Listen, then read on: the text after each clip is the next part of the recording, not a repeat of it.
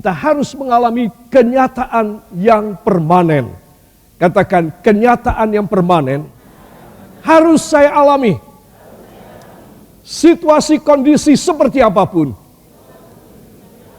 Angkat Alkitab saudara. Perjanjian Allah, ya dan amin. Dan saya akan mendapatnya demi nama Yesus. Amin. Haleluya. Beri tepuk tangan yang baik bagi dia. Saudara, saya perlu mengajak saudara sekali lagi untuk melihat dua buah ayat dari Alkitab kita. Dari 2 Samuel pasal yang ke-7. Para kekasih mohon dibuka 2 Samuel pasal yang ke-7 ayat 25 dan 29.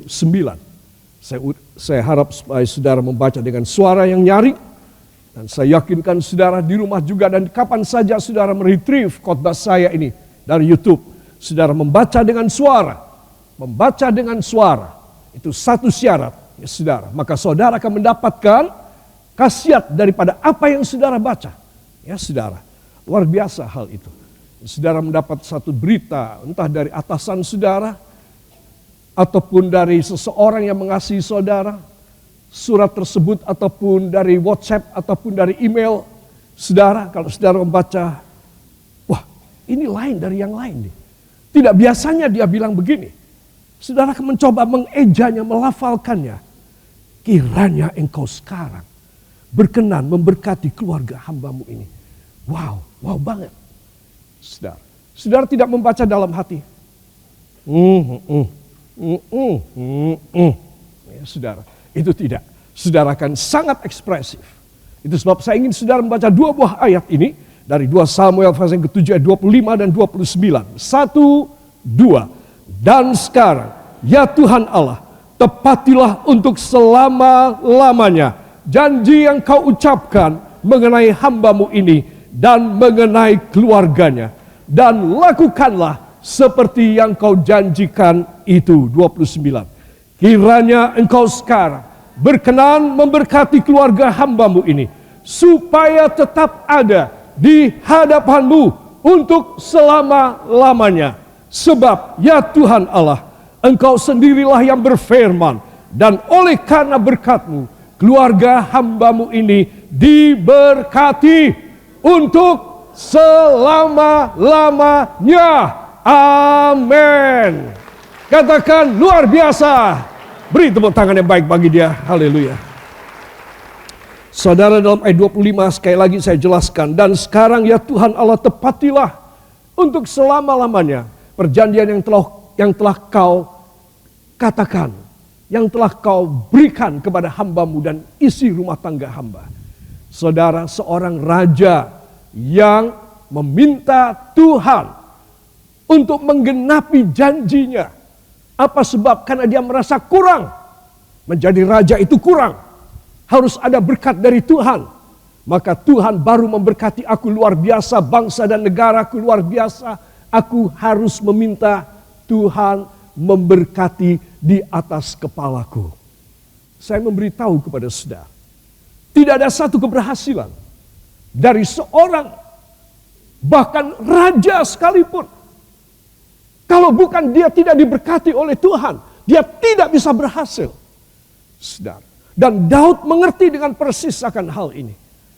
Itu sebab dia berkata, ya Tuhan, biarlah engkau lakukan semua perjanjianmu yang telah kau berikan pada hambamu ini bersama keluarganya. Supaya engkau memenuhkannya untuk selama-lamanya. Kenapa dia minta untuk selama-lamanya? Sebab dia tahu dia dan anak-anak keturunannya tidak mungkin hidup sempurna. Tidak mungkin tanpa cacat dan tanpa celah. Tidak mungkin imakulata. Karena hanya manusia biasa. Ini loh saudara yang harus dicontoh. Raja itu tidak kurang apapun. Saudara. Tetapi dia tetap memohon, Tuhan berkatilah hambamu ini. Dan seluruh isi rumah tangga hamba. Supaya tetap ada. Supaya tetap ada di hadirat-Mu untuk selama-lamanya. Makanya berkatilah supaya keluarga hambamu selama-lamanya ada di hadirat-Mu.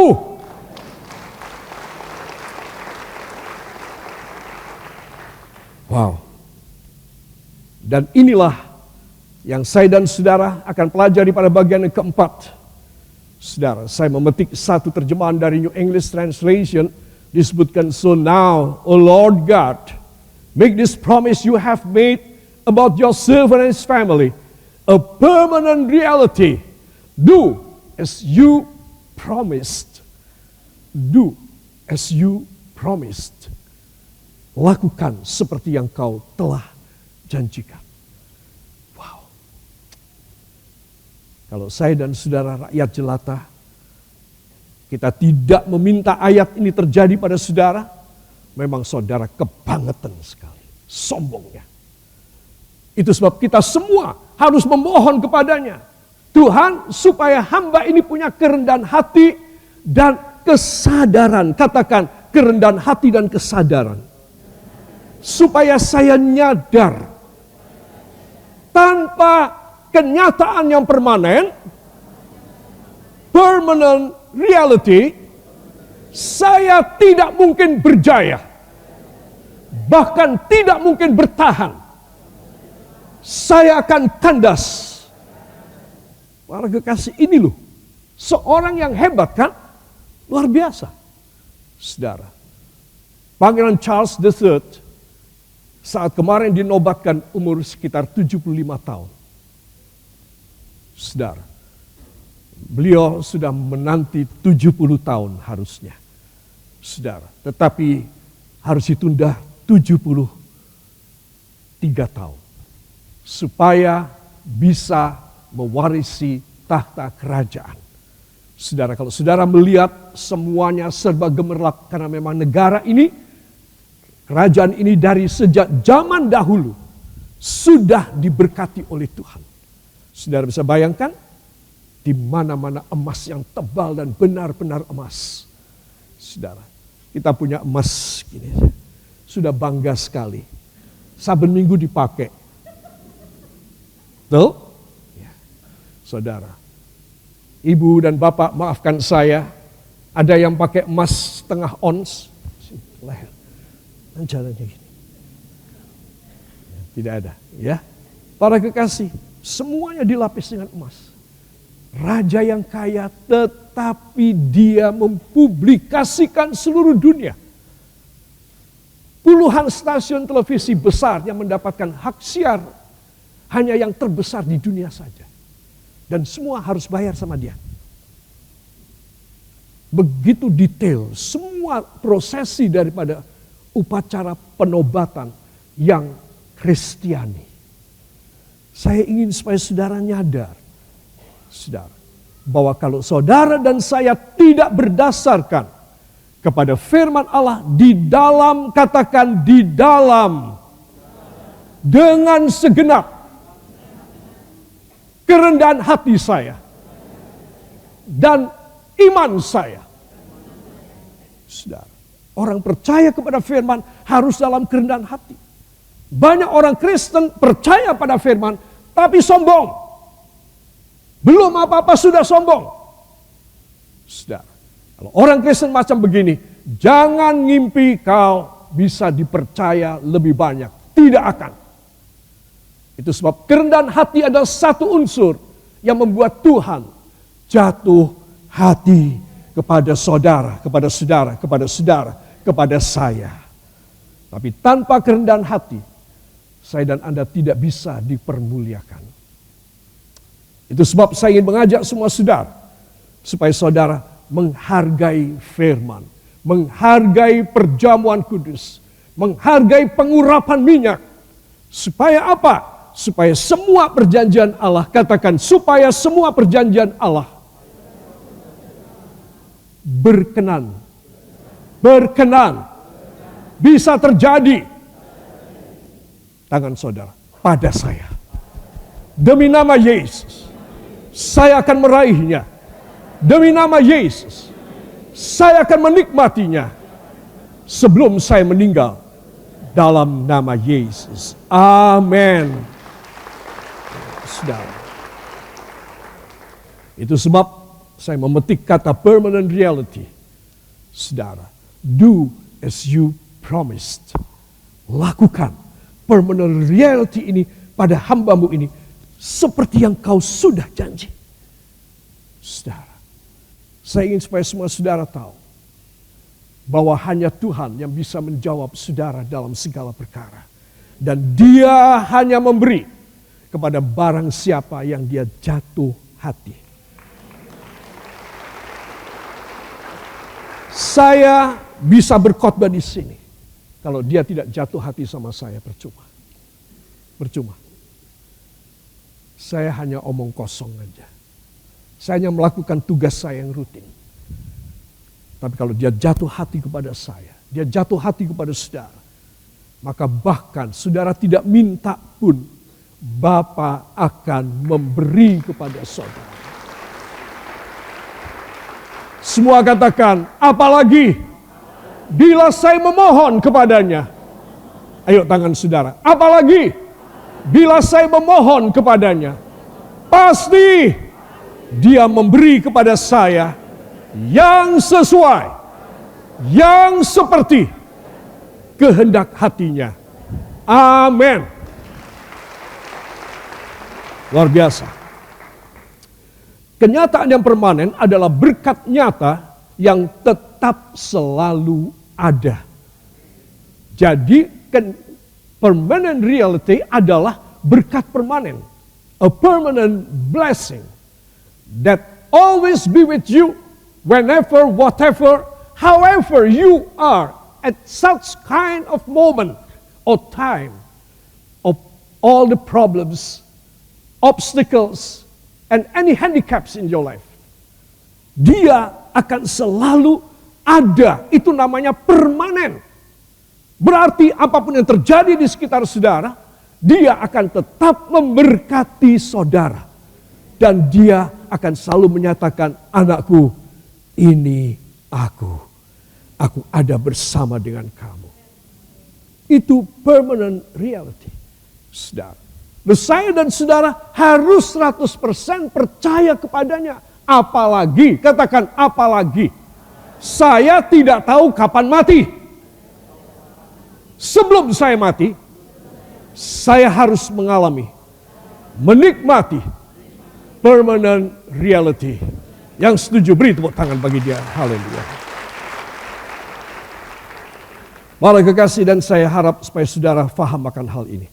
Gawatkah sehingga harus punya permanent reality? Gawatkah? Saya bilang sesuai Alkitab saja ya. Karena saya kan pengetahuannya kecil seperti tempurung di dalam kata. Oh kebalik ya. Seperti kata dalam tempurung. Tetapi Alkitablah yang begitu tahu masa depan.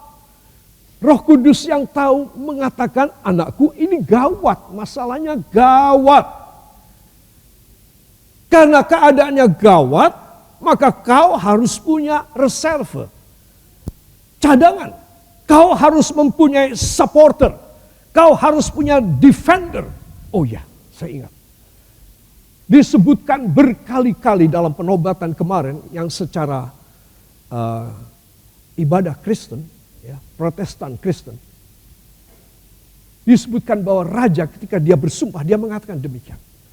Aku bersumpah bahwa aku Charles III, aku akan menjadi seorang defender of faith. Aku adalah pahlawan, penahan, dan aku adalah defender. Aku adalah yang melindungi dan akulah yang menjaga, penjaga. Akulah penjaga iman bagi kerajaan Inggris. Aku orang nomor 1 sebagai penjaga iman dari kerajaan Inggris dan Commonwealth 14 negara lain. Aku penjaga iman. I am and I must be a defender of faith for all the kingdom. Itu kalimatnya dia. Wow. Dia mengatakan a defender of faith. Luar biasa. Luar biasa. Dia akan menjaga iman kekristenan di seluruh Inggris. Saudara, itu dia punya sumpah. Jadi saya ingin supaya semua saudara juga memperhatikan bagaimana saudara dan saya bisa dipercayai banyak kalau saudara itu plin-plan. Saudara itu melempem. Para kekasih, lihat. Seringkali saya dan saudara itu melempem semangatnya. Tapi saudara cita-citanya tinggi banget. Ya saudara, luar biasa cita-cita saudara. Permintaan saudara itu super. Mungkin raja pun tidak pernah minta seperti saudara. Ya. Tapi saudara minta. Oke, Tuhan bilang oke. Tapi kamu itu kualitasnya MLM. Melempem. Jadi aku gak bisa kasih sama kau. Tidak bisa. Gak tahu besok anakmu kalau gak melempem dia tak kasih. Saudara. Kalau anakmu seperti kamu gak tak kasih. Itu sebab saudara harus yang semangat. Apapun harus semangat. Kalau saudara tidak semangat, maka Tuhan melihat aku tidak bisa pakai orang yang sedemikian. Ya, aku harus mempunyai orang-orang yang menjadi defender of faith. Aku harus menjadi penjaga iman. Aku mempunyai orang-orang yang bisa menjaga iman di dalam keluarganya. Amin. Yang mau beri tepuk tangan yang baik bagi dia. Saudara yang kekasih, inilah saat yang gawat. Makanya saya bilang ini harus kita perhatikan. Dalam 1 Tesalonika 3 ayat yang ketiga, kita akan baca 1, 2. Supaya jangan ada orang yang goyang imannya karena kesusahan-kesusahan ini. Kamu sendiri tahu bahwa kita ditentukan untuk itu. Terus kita ditentukan untuk mengalami kesusahan-kesusahan yang luar biasa. Semua katakan tetapi. Bila saya semangat, saya beriman, saya setia sampai mati, saya akan dilepaskan dari kesusahan-kesusahan itu. Demi nama Yesus. Amin. Haleluya. Jangan goyang iman karena kesusahan. Ini nasihat dari firman Allah. Sebab dunia kita pasti akan mengalami ini. Saudara, dunia tidak semakin membaik, tapi dunia semakin menghancur. Ya saudara, the world now is destroying itself. Dunia sekarang sedang menghancurkan dirinya. Demikian kata para saintis. Para ahli segala macam bidang di dunia. Orang Kristen bukan Kristen. Omongannya sama. Bahwa dunia is destroying itself. Dunia sedang menghancurkan dirinya sendiri sekarang. Makanya dalam 1 Tesalonika 3 ayat yang ketiga. Supaya jangan ada orang yang goyang iman. Katakan, saya tidak boleh goyang iman. Saya harus teguh iman. Saya harus menjadi a defender of faith. Penjaga iman. Dalam nama Yesus. Bagi keluarga saya. Bagi hidup pribadi saya. Amin. Haleluya. So, perkuat rohani family. Ini bukan guyonan. Ini serius. Kalau rohani keluarga, family saudara tidak kuat, saudara nanti gelo. Apapun yang terjadi, tapi kalau anggota keluarga saudara, anak, menantu, cucu, buyut, semua anaknya buyut, cucunya buyut, buyutnya buyut. Semua saudara menjaga hidup rohani, keluarga saudara itu akan selalu safe. Ketika kesusahan datang, Tuhan turun tangan. Saudara akan safe di dalam firewall. Katakan safe di dalam firewall. Tembok api. Tuhan akan mengirim tembok api bagi saya.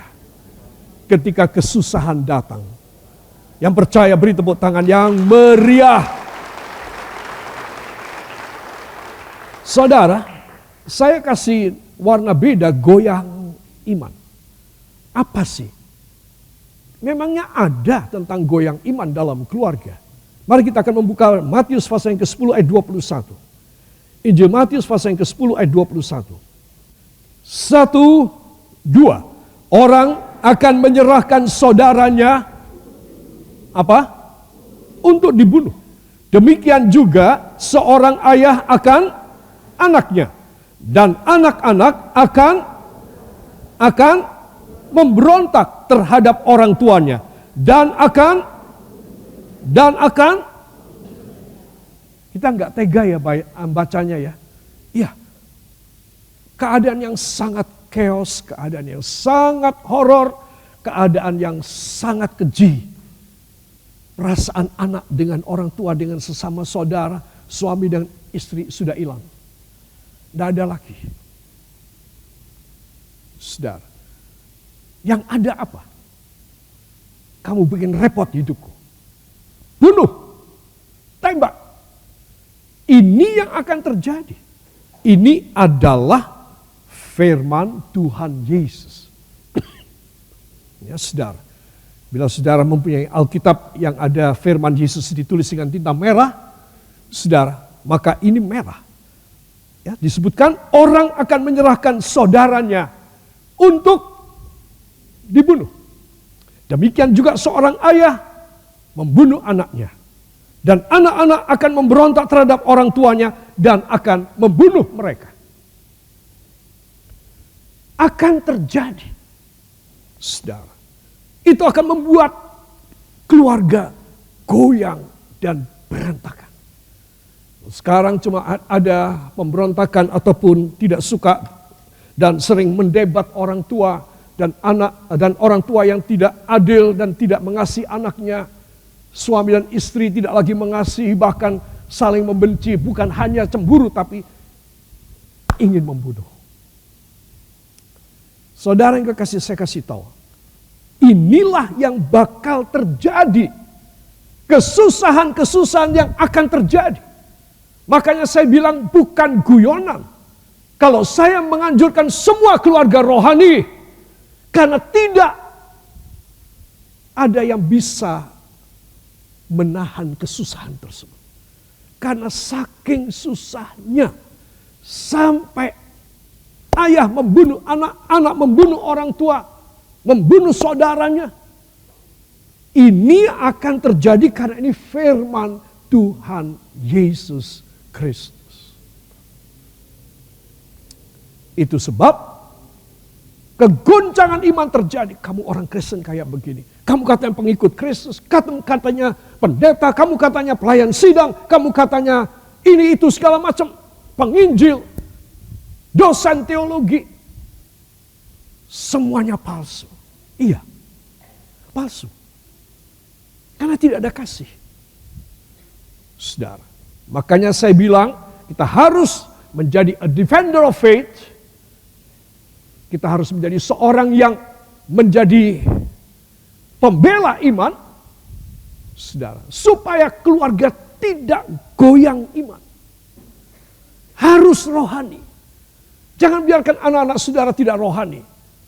Ya, saudara hidup seperti teman-teman mereka. Bergaul seperti teman-teman mereka. Seperti cita-cita mereka, keinginan mereka. Sifat karakter harus mulai mulai dijinakkan dalam keluarga saudara. Saya tidak nakut-nakuti. Kalau saudara bilang nakut-nakuti, Tuhan nakut-nakuti. Ini firman Tuhan. Yesus yang bersabda. Tidak main-main. Yesus adalah Yohanes 1 ayat 1 sampai 14 adalah firman yang di sorga. Dan mengejawantah menjadi merealisasikan dirinya menjadi manusia lahir di Bethlehem. Yang kita peringati pada Natal. Saudara. Itu sebenarnya Yesus adalah sabda, sang sabda. Yesus adalah firman di sorga. Kemungkinan ketika Yesus selama lebih kurang waktu kita di dunia 33,5 tahun. Kemungkinan di sorga tidak ada sabda. Karena sabda turun ke dalam dunia. Dan tinggal di antara kita. dan dalam bentuk daging manusia dan tinggal di antara kita, dan kita melihat kemuliaannya sebagai anak Allah. Itu sabda. Dia yang inggih menika ingkang sampun ngendika. Itulah Yesus. Jadi kalau saya dan saudara menghargai firman, wah, Tuhan jatuh hati sama saudara. Saudara melakukan firman, Tuhan jatuh hati kepada saudara. Bahkan tanpa saudara minta, Dia pasti mengaruniakan kepada saudara apa yang terbaik dalam hidup saudara. Kenapa? Sekali lagi kenapa? Karena Dialah firman yang ada di sorga. Mengejawantah, menjelma, menjadi manusia dan tinggal di antara kami. Yohanes 1:12 ayat 14, dan kami melihat kemuliaannya, kemuliaan anak Allah yang hidup. Yohanes 6:68-69,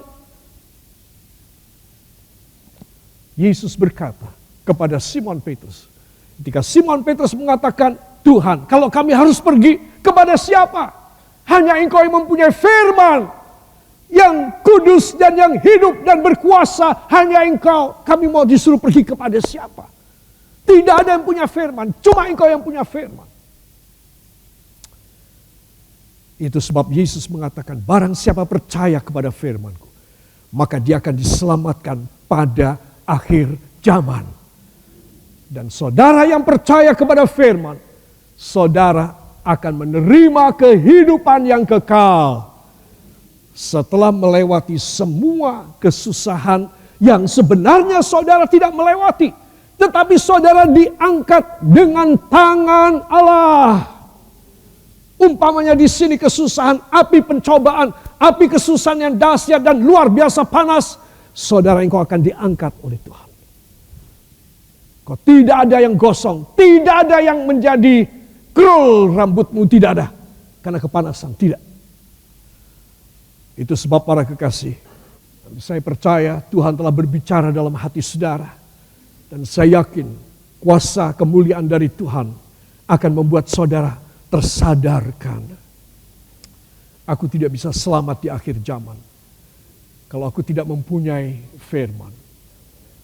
Dan firman harus terjadi kepadaku. Raja-raja saja, Raja Daud, Raja Charles King III, raja saja sangat mengharapkan dari Tuhan Yesus. Semua doanya ditutup di dalam nama Tuhan Yesus Kristus. Lain kali saya akan usulkan ditambah, apa tambahnya? Juru selamat dan penebus kami. Lalu jemaat menjawab, beri tepuk tangan bagi dia. Mari angkat tangan kanan saudara. Taruh tangan kiri pada jantung saudara. Terima kasih Tuhan Yesus. Pagi ini firman menyelamatkan hamba. Menjaga hamba. Hamba berjanji. Menjadi defender of faith. Menjadi penjaga iman. Pembela iman. Dalam nama Yesus. Supaya hamba. Isi rumah tangga hamba. Kau selamatkan.